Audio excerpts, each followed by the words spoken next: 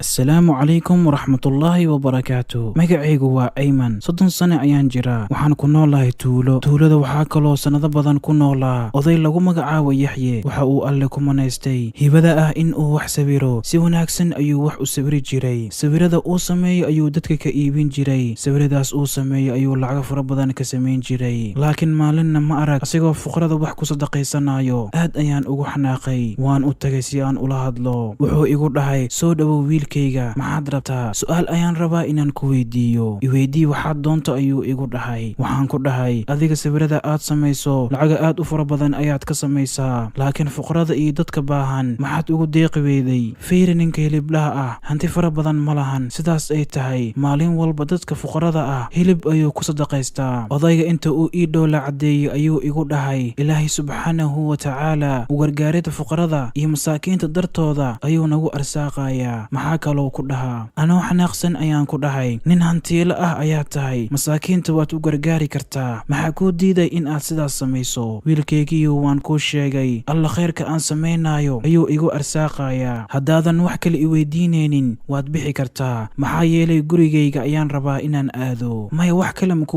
weydiinayo. anoo xanaaqsan ayaan ninkii duqa ahaa ka soo tagay. dadka tuulada joogay oo dhan ayaan isku soo wacay, waxaana ku dhahay, ninkaas duqa ah waa nin hantiilo ah, wuuna diiday inuu fuqarada u kaalmeeyo. dadka tuulada ku noolaa oo dhan waa ay naceen. marka ay maalmo ka soo wareegatay, ninkii duqa ahaa cudur aad u xun ayaa ku dhacay. cid u kaalmaysay ama u gargaartayna ma lahan, waayo dadka tuulada oo dhan waa ay ka xanaaqsan yihiin warkii aan u sheegay awgii. ninkii duqa ahaa sidii ayuu ku dhintay, weliba asiga keligiisa cid u kaalmaysayna ma lahan. maalmo marka ay geeradiisa ka soo wareegatay ayaa ninkii hiliblaha ahaa waxa uu joojiyey hilibkiisii lacag la'aanta ahaa dadka u siin jiray. ninkii hiliblaha ahaa ayaan u tagay, waxaan ku dhahay, adeer muxsin sidee tahay? waa fiicanahay Ayman, maxaad rabtaa? ayuu igu dhahay. waxyar ka hor dadka tuulada ayaan ka soo maqlay ayagoo dhahaya, ninkii hiliblaha ahaa hilibkii uu qaybin jiray waa uu joojiyey, maxaa ka jira? haa, arrintaas waa run, laakiin maxaa sidaas u samaysay? ma xasuusataa duqii dhimanayay? haa, waan xasuustaa. marka uu noolaa bil kasta lacag ayuu isiin jiray si aan masaakiinta hilibka lacag la'aan ugu siiyo, laakiin marka uu dhintay lacagtaas way joogsatay. yaa, maxaa dhahday? ninkii duqa ahaa maa fuqarada u kaalmeyn jiray? adiga ma ahayn miya? ninkii duqa ahaa ayaa fuqarada u kaalmeyn jiray, laakiin adiga waa fududaatay. dadka tuulada deganaa oo dhan ayaad nacsiisay. waxaa sabab u noqotay daryeel la'aan inuu u dhinto. markaas waxaan bilaabay inaan aad u murugoodo. aniga dhan waan isku yaryaraaday, laakiin cashar ayaan ka bartay. inaan dadka xumaan ku tuhunno ma ahan anagoo xaqiiqda ogeyn, muuqaalka sarena markasta ma ahan xaqiiqda. fadlan haddii aad janalka cusub tahay waxaan kaa codsanaynaa like iyo share iyo subscribe inaad noo dhahdo. nabadgelyo.